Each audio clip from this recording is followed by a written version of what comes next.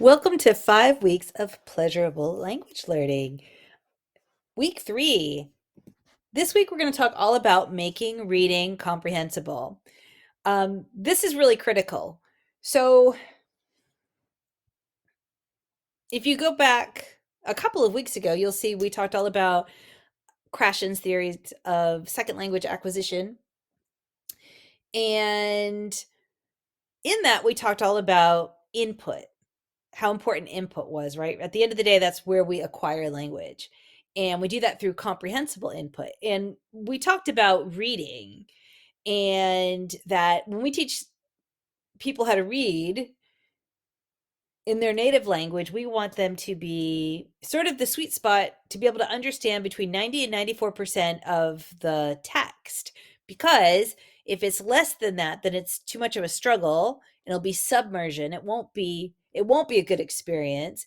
And then if it's above 94%, then they're not doing any problem solving. And so the same sort of applies for language learning, but not really at the same time. So for something to be comprehensible for languages, really it's about 95%, right? Understanding about 95% of the words.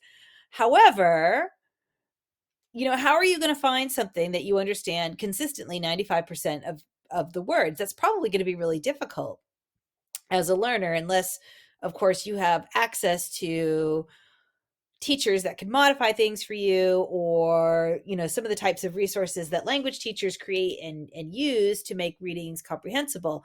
With that said, you'll then miss a lot of important cultural information as well. So I would say go ahead and read authentic text that you like, and don't worry too much that about that 95%, which is really the magic number.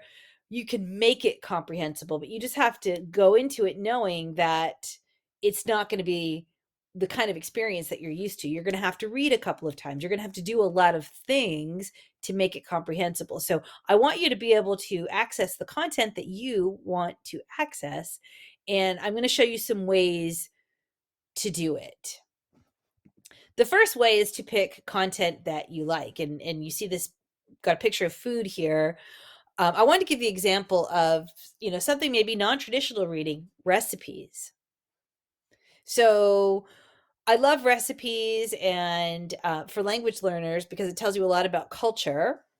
They're abundant online, and there's lots of video tutorials as well. And when we talk about text, it can be an audio or a video text as well, right? It doesn't have to necessarily be a traditional text as we know it.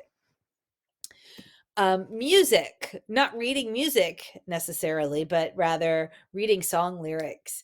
I think that this is a good activity for learning vocabulary. It's not great for learning sort of everyday things, but if you love music and you're really interested in your target language culture, I would really suggest something like lyrics training, because there's a fair bit of reading and in those activities, right? You read a lot of lyrics, you listen to a lot of lyrics, and they do some close activities, and I think those are really quite good for beginners. So making reading comprehensible. Now, when you approach reading, obviously you have to learn to read, and then you can read to learn. And in the United States, we would say usually around third grade is when we want students to have mastered reading, second, third grade, really mastered reading, and to when they can read completely independently, and then they're able to read to learn. And when you can read to learn, you can learn anything that you want. But remember, our literacy skills are transferable. So that means once we can understand the script and vocabulary, then we can use it in the same way. We just have to know that there's going to be a lot of frustration. And I want to just teach you some strategies, or share some strategies with you to make reading comprehensible. The first one are just post-it notes. So if you're reading something, you can maybe take a post-it note on every page, and you can write down the words that you don't know. You can use post-it notes in the margins to help you.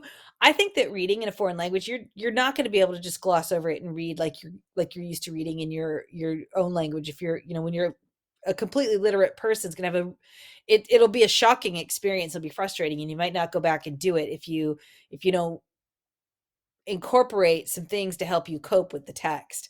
I really like small post-it notes too to put in the text. That's really helpful when it's not my text. I think those really help. And also then understanding that you might have to go through and skim through it and start picking out words that you don't know and then write them on the post-it note and then look them up and then go back and read it again. And then that might be digging really deep into the text. Reading it 2 and 3 times might be what you need to understand it, which isn't necessarily a pleasurable experience, but you will learn so much vocabulary and grammar. Another way to do that same activity is to take a piece of paper and you fold it in half and you just cut out the middle, and then you open it up and you've got a frame. So now you can put that over your page or your book and then write everything, all your notes there in the margin if you can't mark in the text. Marking in the text is ideal because it's very active and you can underline, you can write in the margins, but if you can't do that, this is a great way to do it. You write notes, you look up words you don't know, and then you use that and you're going to read it a couple of times. So making reading comprehensible, some other activities to make reading comprehensible. I really like to do journal summaries. So doing something like writing a short, even bullet points. So finding 8 things from the text, 8 facts, 8, and I say 8, it could be any number you want, but I think 8 is very manageable. Every chapter, maybe 8 things that were important, and then you kind of put those things together, and then you've got a summary. So it's great because it forces you to go back into the text and find specific things. It makes you read it again, which of course makes that deep understanding come to you. Q&A. I love to write questions the answers can be found in the text. And this is really fun if you read with somebody else or read with a group of people. If you're lucky enough to be able to do that, just, put your hand out, who, what, where, when, and why, and even trace your hand and you can write who, what, when, where, why, and you can write in each one of those things. Or if you're doing this with a partner or with a group, writing the questions and then actually writing the answers to them, and then you can make it interactive. And this is a great activity to do with students. So I say I write 10 questions and answers from the text, and then we take turns asking back and forth. So me and my partner ask another group the question, and then they have the answer, and back and forth. And it makes it a good speaking and listening activity as well. I adore book clubs. They're so fun, reading a book with a group of people. And you'll get insights and discussion. And I would love, this is a really fun activity. And if a book is not manageable, it can be as simple as reading an article with a friend and helping each other understand. Some other ways to dig back into the text are to be, writing X number of facts, right? You pick the number, or writing opinions. And at the end of the day, even, these are sort of things that we might do in a traditional school environment, but I want to invite you to think about them if you are an independent language learner, because what it does is it makes the text interactive. And another thing that's really great, if you were to keep one notebook to do these kinds of activities, it's really rewarding to see your progress over a period of time and how much easier it gets to write in language.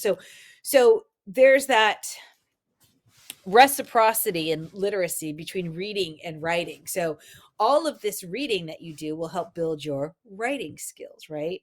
And it's the fast track to fluency. This particular tool I absolutely love. It's called Readlang. It's a Chrome browser extension. And as you see, you can kind of install it, and you put the cursor over different words and you can look them up, and they translate words for you, and then it makes flashcards. And to be honest with you, I don't think I've ever made the flashcards, but what I absolutely love about it is when you sign up, you'll sign up for your language or languages or whatever that might be. And it's going to feed you suggestions, which again brings you to that culture piece, right? You're going to have all this access to culture that you wouldn't have had. It's absolutely fantastic, right? You're going to get real Italian newspapers, real French magazines through this Readlang. Absolutely brilliant. This I want to show you this example of sort of web surfing, I guess, for lack of a better word. And I like shopping and I like clothes, and I really love target language stores. And I say stores, it could really be anything that anything that you're interested in. Now, what's great about sort of e-commerce and stores and websites is that they provide so many visuals. It's very comprehensible. You can learn tons of vocabulary. So, another example that is in many languages is versions all over the world of, I want to say, QVC or the Home Shopping Network, and or I think those are different things. Um, and they might be called, have different names in different languages, but basically those are the equivalent of those. Has this kind of thing, lots of very comprehensible visual things to read that are often updated as well. So there's a great opportunity to do some reading if you are in the novice level. It's fantastic. Google News, they do a fantastic job of feeding you lots of suggestions. So you can change settings, you can search, and it's going to give you lots of, real current stuff to read and listen to. I'm a huge fan of Audible, and as I said, not all text can be audio as well. And I think this is one of my very, very, very favorite language learning tools is audiobooks. Whether I'm at the A novice level or whether I'm advanced in a language, it's got courses, it's got comprehensible, um, it's got podcasts, it's got novels, it has something for it's a gold mine for language learners. And I know that a lot of libraries do something similar with audio books as well. If paying a subscription isn't exactly something that you're interested in doing. I mean, I consume all the books, so I'm very happy to, and I have a commute, and which is a huge part of my language learning routine. And this just makes it happen. I get a certain number of credits every year and I go through them, and it's great. I'm really, really grateful for this program and with all of my language studies.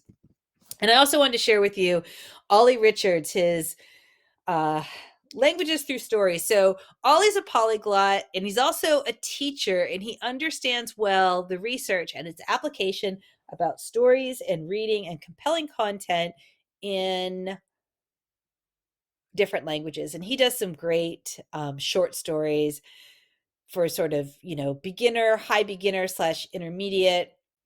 And I want to say that the audio versions, I want to say have a PDF that goes with them. So a really, really great resource.